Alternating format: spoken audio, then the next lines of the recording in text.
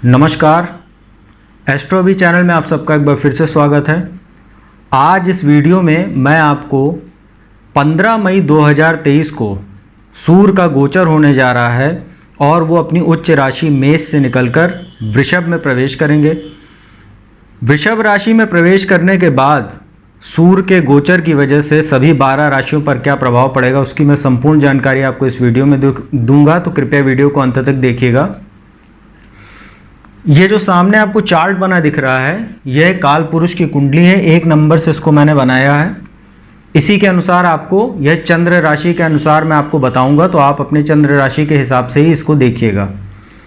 वर्तमान में जो सूर्य का गोचर चल रहा है वो मेष राशि में चल रहा है और 15 मई तक सूर्य, राहु, बृहस्पति और बुध के साथ मेष राशि में है। सूर्य का राहु के साथ बैठने की वजह से ग्रहण दोष बना हुआ है, जिससे सूर्य के शुभ फलों में कमी हो रही है। साथ ही कुंभ राशि में बैठे शनि की भी तीसरी दृष्टि सूर्य पर है और केतु तुला राशि में बैठ के सूर्य को देख रहे हैं। तो कहीं ना कहीं सूर्य इस समय काफी अशुभ स्थिति में है, परंतु 15 मई को जब वो वृषभ राशि में प्रवेश करेंगे तो ग्रहण दोष और शनि की दृष्टि से वो निकल जाएंगे और अपनी जो उनकी शुभता है उसमें कहीं ना कहीं बढ़ोतरी होगी। तो आज मैं आपको इस चार्ट के अनुसार बताता हूं कि सभी 12 राशियों पर इसका क्या प्रभाव पड़ेगा। सबसे पहले बात करते हैं मेष राशि की। 1 नंबर, ये तो काल पुरुष की कुंडली, इसको मेष राशि से भी आप देखिए। इसमें सूर्य जो है वो दूसरे भाव में गोचर करेंगे। दूसरा भाव कुटुंब का होता है, जहां आपको सूर्य लिखा हुआ दिख रहा है। दूसरा भाव कुटुंब का होता है, परिवार का होता है, ससुराल पक्ष का होता है, वाणी का होता है। तो सूर्य जो है जब यहां पर गोचर करेंगे 15 मई से और अगले 1 महीने के लिए, तो कहीं ना कहीं आपके धन में वृद्धि होगी मेष राशि के लिए, क्योंकि आपके लिए यहां जो पंचम भाव होता है ये अचानक धन का घर होता है। शिक्षा और संतान के स्वामी होकर दूसरे भाव में रहेंगे, तो आपके लिए आर्थिक स्थिति आपकी बहुत मजबूत हो सकती है इस गोचर के दौरान। साथ ही कंसल्टेंसी से जुड़ा कोई काम करते हैं उसमें भी आपको कहीं ना कहीं फायदा देखने को मिलेगा। परंतु चूंकि सूर्य एक अग्नि तत्व के स्वामी हैं, इसलिए आपके परिवार में कुछ कलह की स्थिति होगी। ससुराल पक्ष से आपके थोड़े संबंध खराब हो सकते हैं, इसका आपको ध्यान रखने की आवश्यकता रहेगी। साथ ही सूर्य जब वृषभ राशि में गोचर करेंगे तो उनकी जो सीधी और नीच दृष्टि, जो 7वीं दृष्टि होती है, सूर्य के पास इकलौती दृष्टि है, वो आपके अष्टम भाव पर पड़ेगी, वृश्चिक राशि पर।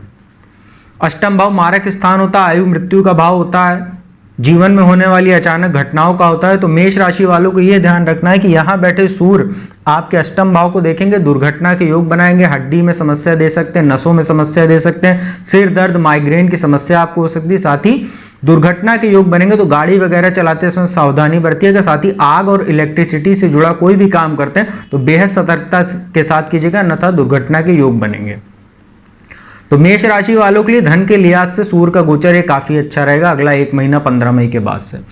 इसके बाद वृषभ राशि की बात करते हैं। वृषभ राशि में तो गोचर ही होने जा रहा है और आपके लिए चतुर्थ भाव के स्वामी बनते भौतिक सुख साधन और माता के स्वामी होकर अब आपके लग्न में रहेंगे। चतुर्थेश का लग्न में जाना यह केंद्र त्रिकोण राजयोग होता है। आपके भौतिक सुख साधनों में वृद्धि होगी, आपके कहीं ना कहीं जनता में भी आपकी प्रसिद्धि होगी, क्योंकि चतुर्थ भाव जनता का होता है। साथ ही सूर्य राजनीति के भी कारक हैं, सरकारी नौकरी के कारक होते हैं, तो कहीं ना कहीं सरकारी नौकरी यदि आप करते हैं तो पद प्रतिष्ठा में आपकी वृद्धि होगी, पदोन्नति के अवसर आपको मिल सकते हैं। भूमि भवन वाहन में निवेश करने के भी लिए अच्छा माहौल बनेगा आपके लिए। और एक बात का आपको ध्यान रखने की आवश्यकता रहेगी कि वृषभ राशि में बैठेंगे लग्न में, तो वहां से सीधी दृष्टि वैवाहिक सुख पर पड़ेगी, 7वें भाव पर। वैवाहिक जीवन आपका जरूर थोड़ा सा तनावपूर्ण हो सकता है, इसका आपको ध्यान रखने की आवश्यकता रहेगी। बाकी वृषभ राशि वालों के लिए गोचर बहुत अच्छा रहेगा। इसके बाद तीसरी राशि मिथुन की बात करते हैं। मिथुन राशि के लिए सूर्य का गोचर थोड़ी सी समस्या पैदा कर सकता है, क्योंकि आपके द्वादश भाव में गोचर होने वाला है। 12वां भाव नाश का होता है, खर्च का होता है, कोर्ट कचहरी मुकदमेबाजी का होता है, हमारी आंखों का होता है, विदेश यात्राओं का होता है, मोक्ष का भी घर होता है 12वां। तीसरे भाव के स्वामी आपकी कुंडली में बनते हैं मिथुन राशि में, और पराक्रम भाव के स्वामी होकर द्वादश भाव में रहेंगे। तो द्वादश भाव का पराक्रम भाव में बैठना या पराक्रम का द्वादश भाव में बैठना, ये कहीं ना कहीं समस्यादायी रहता है। आपके बेवजह के वाद विवाद हो सकते हैं, कोर्ट कचहरी से जुड़ा कोई मामला आपका चल रहा था उसमें आपको समस्या देखने को मिलेगी, बेवजह के खर्चे आपके बढ़ेंगे, अनावश्यक खर्चों के बढ़ने की वजह से आपको मानसिक तनाव होगा। साथ ही शत्रुओं में भी वृद्धि होगी, गुप्त शत्रुओं में वृद्धि होगी जो आपको परेशान करने की कोशिश करेंगे। साथ ही अनावश्यक खर्चों की वजह से आपको कर्ज भी लेना पड़ सकता है, इसका आपको ध्यान रखने की आवश्यकता रहेगी। और आपको आंखों में भी कुछ समस्या हो सकती है क्योंकि सूर्य बैठे हुए हैं 12वें भाव में, अपनी आंखों का आप अपने ख्याल रखिएगा। साथ ही आपको अनिद्रा की भी शिकायत हो सकती है। तो मिथुन राशि वालों के लिए गोचर अच्छा नहीं कह सकते हैं, आपको काफी सावधानी बरतने की आवश्यकता रहेगी। इसके बाद चौथी राशि कर्क की बात करते हैं। कर्क राशि वालों के लिए तो लगातार सूर्य काफी शुभ स्थिति में बने हुए हैं। अभी मेष राशि में 15 मई तक है, हालांकि ग्रहण दोष में है, लेकिन फिर भी दशम भाव में सूर्य का उच्च में हो जाना बहुत शुभ है। अब 15 मई से आपके लिए एकादश भाव में गोचर करेंगे सूर्य, और आपके नाम यश में वृद्धि होगी, आय में वृद्धि होगी, क्योंकि जो कर्क राशि होती है उसके लिए दूसरे भाव के स्वामी बनते हैं, धन भाव के स्वामी होकर सूर्य अब आपके एकादश भाव में रहेंगे। एकादश भाव में धनेश का जाना बेहद शुभ माना जाता है। आय में वृद्धि, कोई रुका हुआ धन आपका था वो आपको प्राप्त हो सकता है, पदोन्नति हो सकती है आपके कार्यस्थल पर, उच्च अधिकारियों का आपको सहयोग मिलेगा, आपके बॉस या कलीग्स के साथ आपके अच्छे संबंध रहेंगे जिससे आपके रुके हुए कार्य पूरे होंगे। यदि आप विदेश जाना चाह रहे हैं तो भी आपके लिए अच्छा समय रहेगा, विदेशों से शुभ समाचारों की आपको प्राप्ति हो सकती है। शिक्षा और संतान के लिए जबरदस्त आपके लिए अच्छा समय रहेगा, क्योंकि यहाँ जब सूर्य बैठेंगे एकादश भाव में, यहाँ से उनकी सीधी दृष्टि जो है पंचम भाव पर रहेगी। संतान उत्पत्ति के लिए भी अच्छा समय रहेगा और शिक्षा के लिए भी अच्छा समय है। संतान की आपकी यदि संतान है तो उसके भी भाग्य में वृद्धि होगी, उसको कहीं ना कहीं उसकी ओर से, संतान की ओर से आपको कोई शुभ समाचार मिल सकता है। कर्क राशि वालों के लिए यह अगला एक महीना 15 मई से बेहद शुभ रहने वाला है। अगली राशि सिंह की बात करते हैं। 5 नंबर, सिंह राशि के तो स्वामी ही बनते हैं सूर्य, और दशम भाव में गोचर होगा सूर्य का। जबरदस्त, आपके लिए भी कर्क राशि की तरह आपके लिए भी सूर्य काफी शुभ स्थिति में बने हुए हैं। अभी 15 मई तक तो आपके भाग्य स्थान में गोचर कर रहे हैं, ग्रहण योग होने के बाद भी भाग्य का आपको जबरदस्त सहयोग मिल रहा है। और इसके बाद दशम भाव में आ जाएंगे सूर्य, वृषभ राशि में। दशम भाव में सूर्य को दिग्बली माना जाता है, यहाँ उनको दिशा बल भी प्राप्त होता है।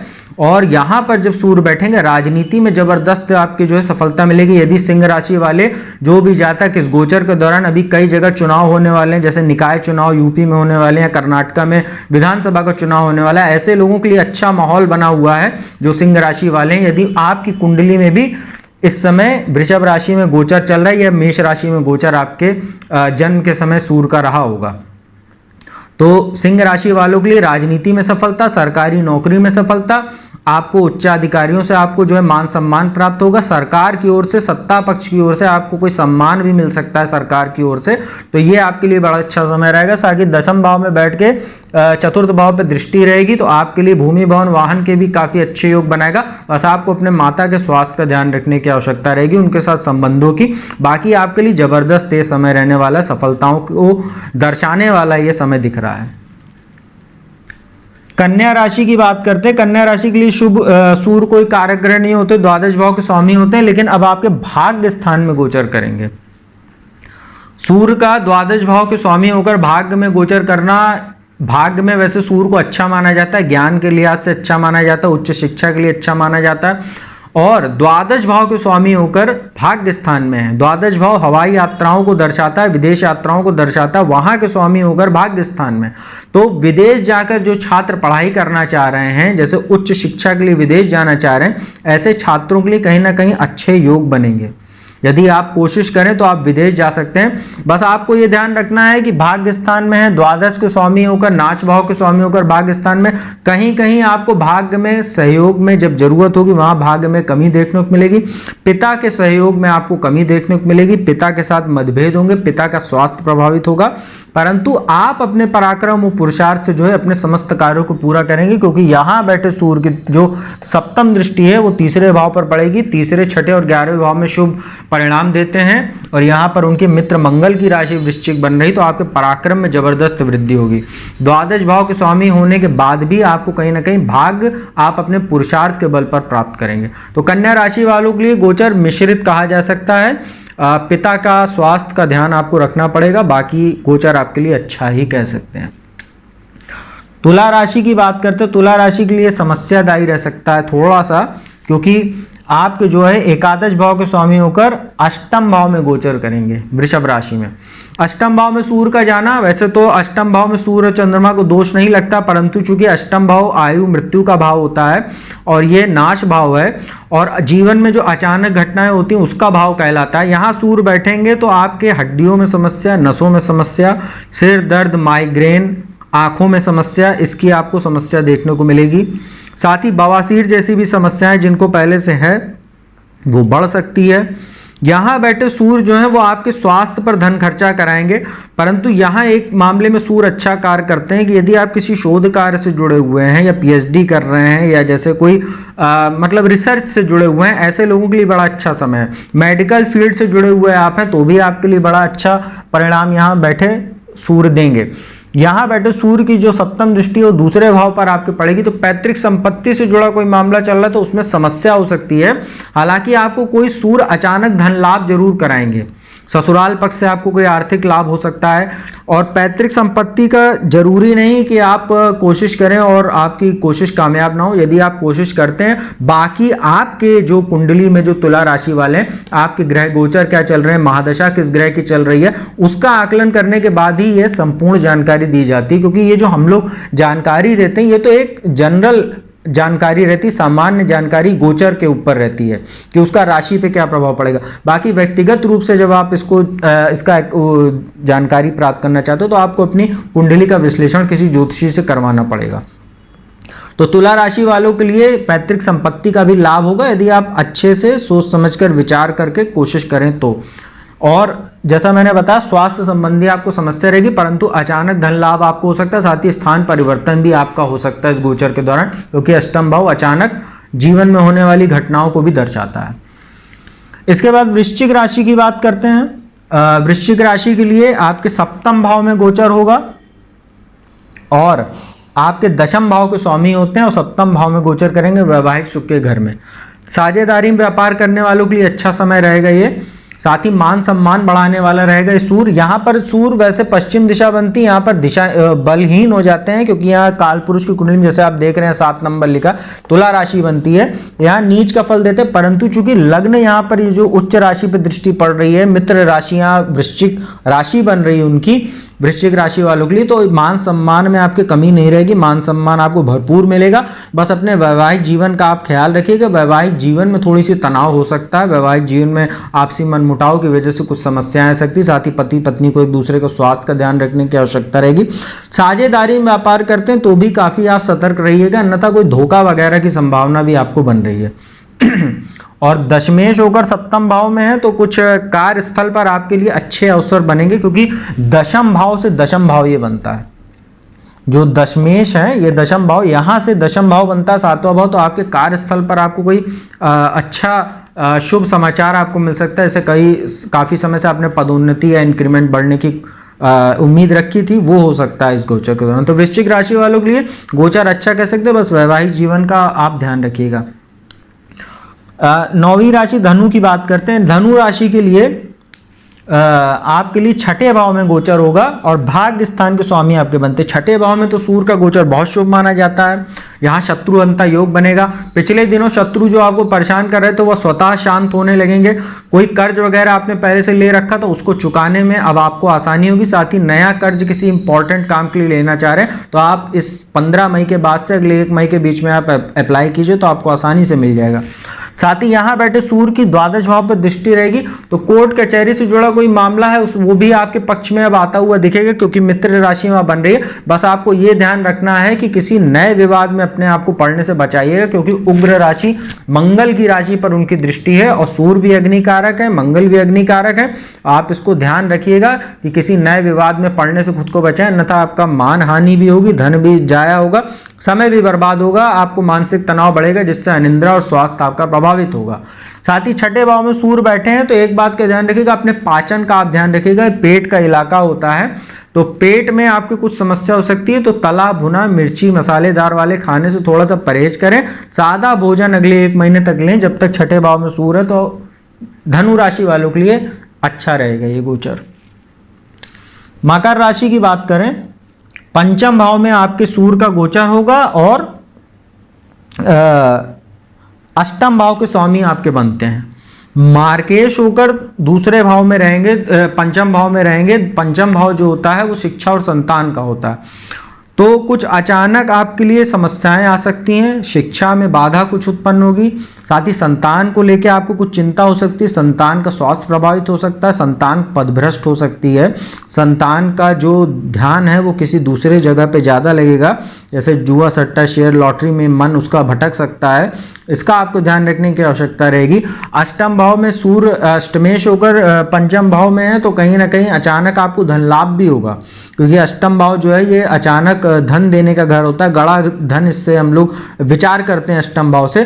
तो यदि आपने पहले से कहीं निवेश करके रखा है तो हो सकता है शेयर बाजार वगैरह से आपको अच्छा धन लाभ हो जाए इस गोचर के दौरान। यहाँ बैठे सूर्य की जो है वो सप्तम दृष्टि एकादश भाव पे रहेगी, तो मकर राशि वालों के लिए नाम यश में वृद्धि रहेगी, आय में भी वृद्धि होगी, आय के आपके नए स्रोत बन सकते हैं। और यदि आप सरकारी कॉन्ट्रैक्टर वगैरह हैं या सरकारी नौकरी करते हैं, ऐसे लोगों के लिए मकर राशि वालों के लिए गोचर अच्छा है। बस आप इस बात का ध्यान रखिएगा कि आपके दूसरे भाव में शनि गोचर कर रहे हैं मकर राशि वालों के लिए, आपके ऊपर 7.5 का अंतिम चरण चल रहा है, तो आपको जो भी नया काम कीजिएगा काफी सतर्कता के साथ कीजिएगा, अन्यथा कुछ समस्या और हानि की भी संभावना बनेगी शनि की वजह से। कुंभ राशि की बात करें, आपके चतुर्थ भाव में गोचर होगा, यहां पर सूर्य का गोचर होगा और यहाँ के स्वामी बनते हैं आपके सप्तम भाव के। सप्तमेश होकर चतुर्थ भाव में, वैवाहिक जीवन के स्वामी बनकर चतुर्थ भाव में है, और तो आपको ससुराल पक्ष से कोई आर्थिक लाभ हो सकता है। साथ ही यदि आप सामाजिक कार्यकर्ता हैं या राजनीति से जुड़े हुए हैं तो आपके लिए अच्छा समय, जनता में आपकी प्रसिद्धि बढ़ेगी। और यहाँ बैठे सूर्य की सप्तम दृष्टि दशम भाव पर, तो जैसा बताया राजनीति से जुड़े हुए हैं या आप सरकारी नौकरी करते हैं या आप कोई कॉन्ट्रैक्टर वगैरह हैं या जो भी आप फील्ड ऐसी फील्ड से जुड़े हैं जिसमें सरकार का हस्तक्षेप है, सरकारी नौकरी, आप किसी सरकारी सलाहकार हैं या एडवाइज़र हैं, ऐसे सभी लोगों के लिए बहुत अच्छा समय रहेगा कुंभ राशि वालों के लिए। बस आप इस बात का ध्यान रखिएगा कि कुंभ राशि के लग्न में ही शनि बैठे हुए, हालांकि शश महापुरुष राजयोग बना है कुंभ राशि के लिए, परंतु आपके ऊपर 7.5 का मध्यम चरण चल रहा है, तो थोड़ा सा भाग्य में आपके जरूर अवरोध उत्पन्न कर रहे हैं शनि। परंतु सूर्य यहाँ बैठे हुए हैं, माता के स्वास्थ्य को बुरी तरह प्रभावित करेंगे, उनके साथ संबंधों को तनावपूर्ण करेंगे, परंतु नौकरी, व्यापार और जनता में प्रसिद्धि और राजनीति से जुड़े हुए लोगों के लिए बहुत जबरदस्त समय रहने वाला कुंभ राशि वालों के लिए। सूर्य का यह गोचर अगला 1 महीना। अंतिम राशि मीन की बात करते हैं। मीन राशि वालों के लिए काफी अच्छा गोचर कह सकते हैं कुछ मामलों में, क्योंकि आपके एक तो छठे भाव के स्वामी बनते हैं सूर्य, और यहाँ तीसरे भाव में गोचर होने जा रहा है। तीसरे और छठा और 11वां, जैसे मैंने पहले बताया, यहाँ सूर्य का गोचर बहुत अच्छा होता है, तो यहाँ सूर्य बैठेंगे, आपके पराक्रम में जबरदस्त वृद्धि करेंगे।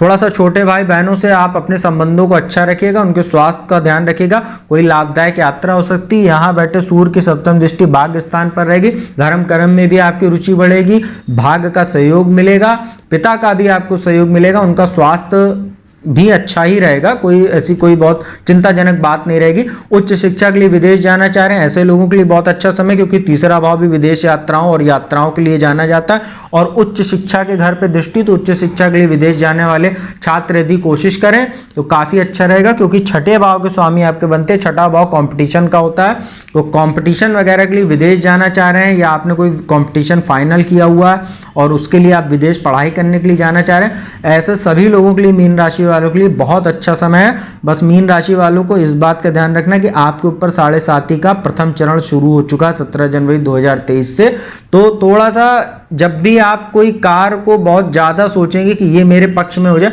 वहां पे थोड़ा सा 19-20 की समस्या आएगी, क्योंकि शनि की 7.5 चल रही है। तो मित्रों ये जो 12 राशियों का फल था सूर्य का वृषभ राशि में गोचर होने वाला 15 मई 2023 से, उसकी मैंने संपूर्ण जानकारी आपको दी है।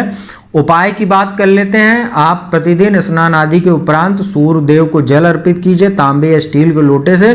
उसमें हल्का सा यदि आप हल्दी डालकर उनको सूर्य देव को जल अर्पित करें और जल देने के बाद आप देखेंगे जो लोटा होता है या पात्र होता है उसके किनारे हल्दी वगैरह जो बच जाती है उससे आप तिलक कीजिए। सूर्य का मंत्र ओम घृणी सूर्याय नमः या ओम आदित्याय नमः या ओम भास्कराय नमः, इस मंत्र का जाप करते हुए सूर्य को अर्घ दीजिए। अर्घ देने के बाद आप वहीं खड़े होकर आप 11 या 21 बार सूर्य गायत्री मंत्र ओम आदित्याय विद्महे दिवाकराय धीमहि तन्नो सूर्य प्रचोदयात्, इस मंत्र का जाप कर सकते हैं वहां खड़े होके। तो आपके लिए बेहद लाभदायक रहेगा यह सूर्य का गोचर और सूर्य देव की कृपा आपको प्राप्त होगी। और हो सके तो अगले 1 महीने तक पीले रंग का वस्त्र यदि आप ज्यादा प्रयोग करें तो आपके लिए बहुत शुभ रहेगा। तो उम्मीद करता हूं ये वीडियो आपको अच्छी लगी होगी। यदि वीडियो अच्छी लगी हो तो चैनल को सब्सक्राइब कर दीजिएगा, बगल में बेल आइकन का बटन उसको प्रेस कर दीजिएगा। साथ ही मेरे आने वाली वीडियोस की जानकारी के लिए नोटिफिकेशन बेल को जरूर आप प्रेस कर दिया कीजिए, जिससे मेरे वीडियोस की जानकारी आपको मिल सके कि कब आने वाली है वो वीडियो। तो अब मैं उम्मीद करता हूं अपनी वाणी को यहीं विराम करता हूं, माफ कीजिएगा, अपनी वाणी को यहीं विराम देता हूं। जल्दी आपको नई वीडियो मिलूंगा। ओम नमः शिवाय।